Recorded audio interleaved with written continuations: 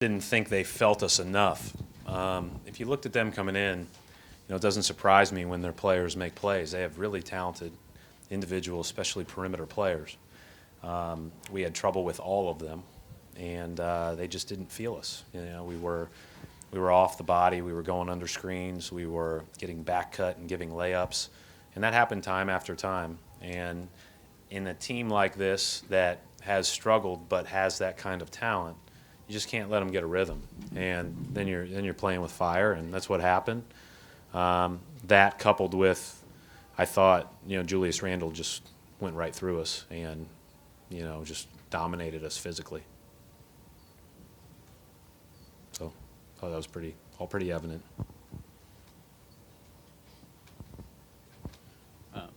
You mentioned before the game about guys have done a good job not getting caught up in moments and atmospheres and such. Was that an issue at all? And if not, what do you think? What were the reasons for defensive lapses? Yeah. I mean, we've had moments all year where we haven't played a perfect game by any means defensively, or had really bad stretches defensively. But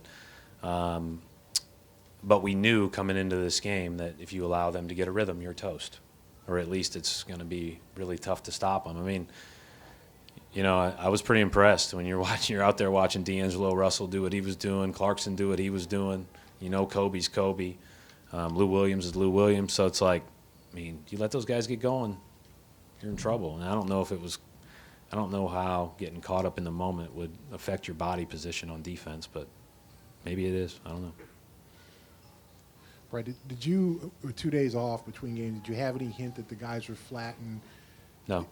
Did you sense at all? And I didn't think we were flat today. I just thought we made some just bad errors, but I didn't think it was from a lack of effort or anything like that. I just thought our judgment on some defensive possessions, and then offensively, we've got to get it. We just have to play better throughout the game offensively to give ourselves a better shot. I think the thing that I said to the team in there, you have a chance. You got it to 2 points, or you got it to, a two-possession game multiple times late, and we just threw away possessions at the end of the third, early fourth. And you got to know that if you just maximize possessions and hit singles, you're going to have a chance. And I didn't think we were very good, but I don't think it's appropriate not to credit them. I think that they played really well, and that's part of the game.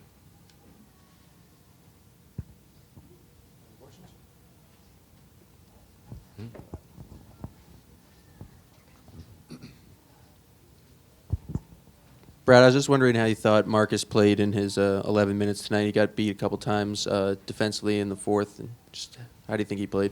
I mean, he made some good plays. And he had some plays that he'd like to have back. But he got himself out of position a little bit, reaching and trying to make the home run play. But that happens. And again, but you just got to try your best to be solid on both ends.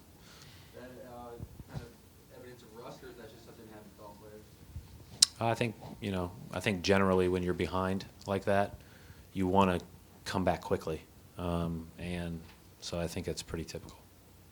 What went into the decision to start Kelly in the second half? I just didn't think we were as crisp offensively. I thought that would give us a better boost offensively. Coach, just your overall thoughts on the atmosphere tonight, and maybe just your thoughts on Kobe's final game in TD Garden. Well, the atmosphere in TD Garden is always great. I love our fans. It's a spectacular atmosphere.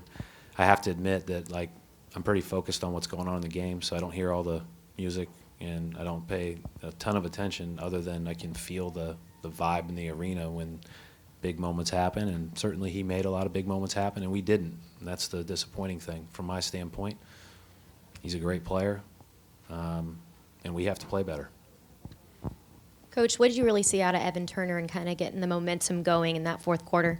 Well, one thing about Evan, we've talked about that. He's not gonna. He likes those. He likes those games. He likes those moments. He likes being a part of them, making plays in them, and he did. He kept us in it. Gave us a chance. he's kind of that reliable guy in that regard that, you know, when things aren't going your way all the time, he really loves basketball, and he usually, you know, does good things that give you a chance.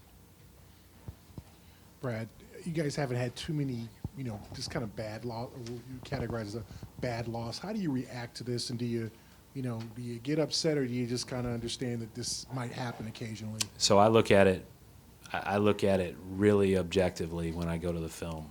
Like, are there things that you could have done better, and not react to, you know, they had a great shooting night, or they made huge tough shots, and I know I can already tell you that the back cuts are going to drive me nuts. You know, our lack of physicality will also, but then they made really tough shots, and I think that's where, again, if and you guys know this from watching and being or playing basketball, man, you get a couple easy ones to go early, or they feel easy, your rhythm gets established.